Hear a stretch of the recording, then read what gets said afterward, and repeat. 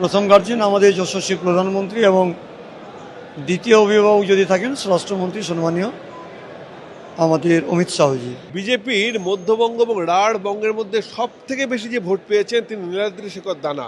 সেই নীলাদ্রি শেখর দানা আজ এসেছেন অমিত শাহের সঙ্গে বৈঠক করতে।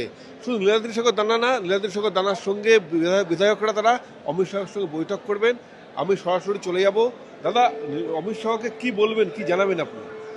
আমাদের একজন গার্জেন, ভারতবর্ষের দ্বিতীয় গার্জেন, প্রথম গার্জেন আমাদের যশস্বী প্রধানমন্ত্রী এবং দ্বিতীয় অভিভাবক যদি থাকেন স্বরাষ্ট্রমন্ত্রী সম্মানীয় আমাদের অমিত শাহজি।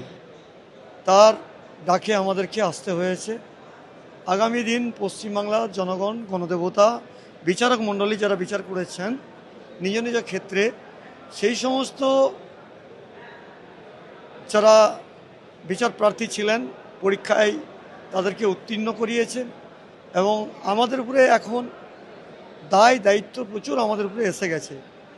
সেই দায় দায়িত্বের একটা রূপরেখা হয়তো আজকে আমাদেরকে দিক নির্দেশ করবেন। আমরা সেই কথা শুনে প্রত্যেকটি ছত্রে ছত্রে আমাদের কাজগুলো করার জন্য এগিয়ে যেতে হবে। জনগণ আমাদের উপরে অনেক কাজের বোঝা আমাদের উপরে চাপিয়ে দিয়েছেন। সেই কাজটাকে 1 থেকে 100 পর্যন্ত সম্পন্ন করার দায়িত্ব এবং দায় আমাদের মধ্যে এসে গেছে।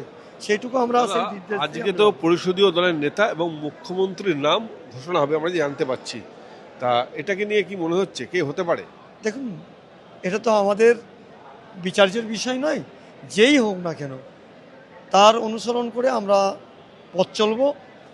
বিগত দিনে যেমন আমাদের বিরোধী দলনেতা সম্মানীয় শুভেন্দুবাবু প্রত্যেকটি বিধায়ককে নিয়ে এক আত্মা করে তিনি চলেছেন, আগামী দিনেও আমাদের যিনি মুখ্যমন্ত্রী হিসেবে আসছেন তিনি আর যেই হোক না কেন তার দিক নির্দেশে আমাদেরকে চলতে হবে।